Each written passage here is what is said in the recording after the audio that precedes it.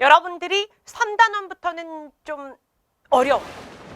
항상 출판사들이 제목을 이런 식으로 뭐 재미있는 뭐 놀자 뭐 이런 식으로 이름 붙여놓고 안에 내용은 막 무시무시해요. 그래서 정신을 바짝 차리고 열심히 하셔야 합니다.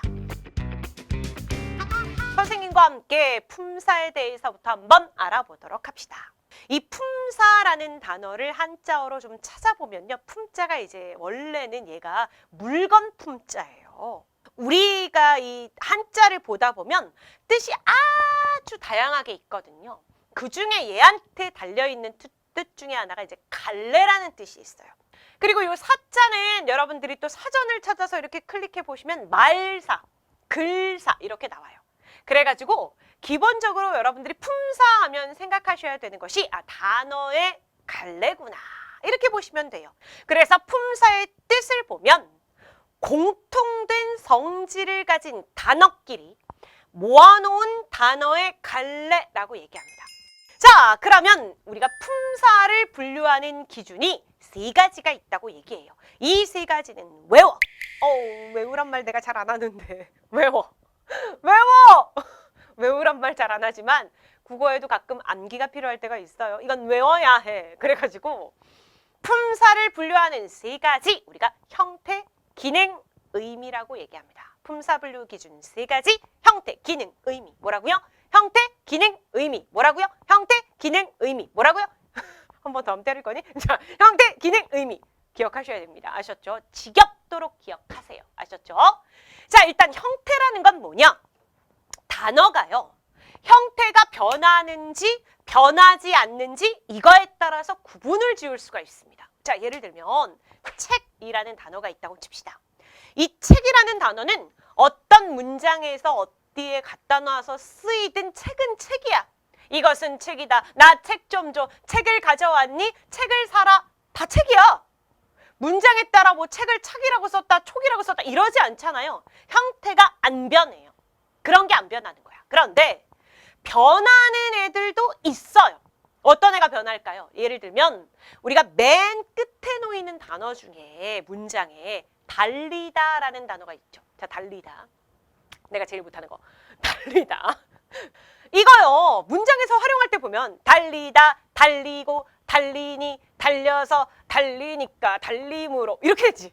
형태가 변하잖아요. 그런 애를 우리가 형태에 따라서 구분을 짓는다고요. 그래서 단어의 형태가 변하나 변하지 않나 이걸 가지고 나눈다고요.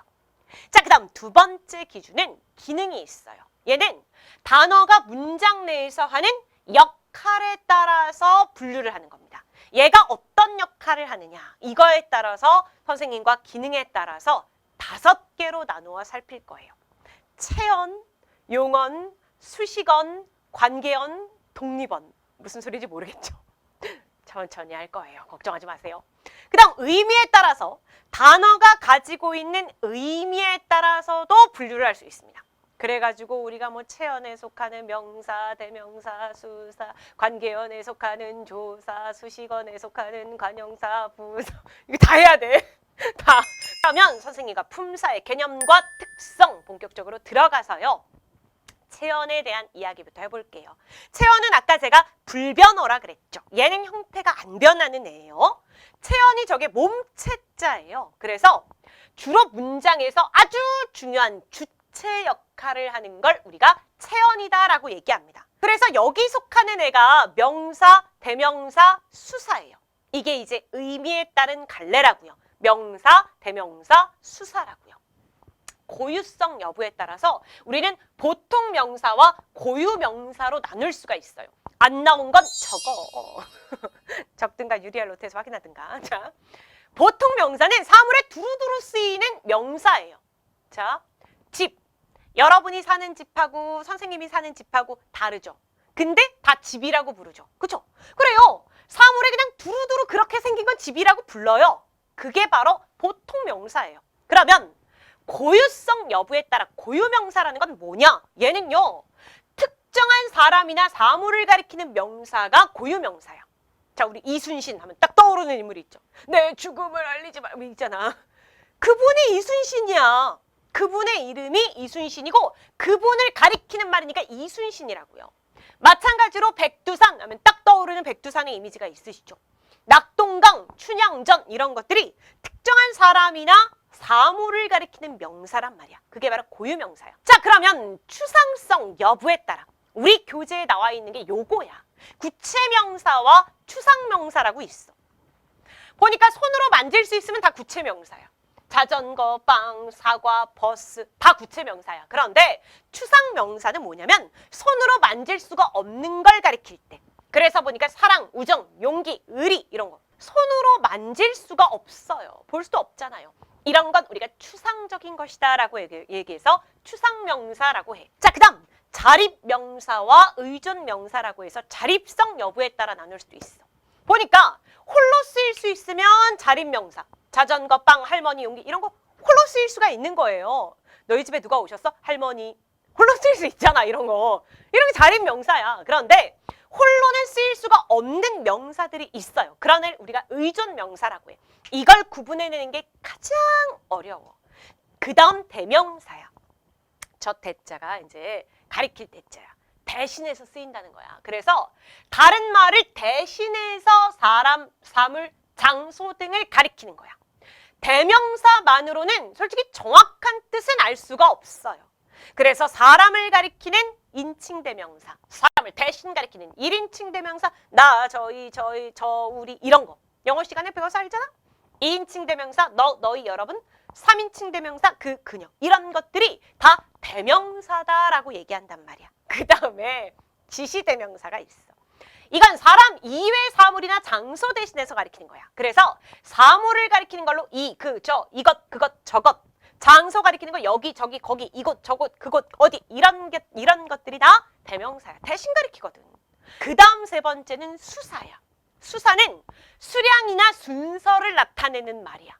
수적인 개념이네요. 어렵지가 않아요. 그런데 얘가 이제 나중에 선생님하고 계속 품사를 배워나가다 보면 관형사라는 애를 배우게 되거든요. 그때 얘가 이제 또 막 헷갈리게 돼요. 얘랑 걔랑. 그때 가서 구분해 드릴게요. 지금은 알려고 들지 마세요. 자, 일단 수량 순서라서 순서 나타내는 건 서수사라고 해서 첫째, 둘째, 셋째.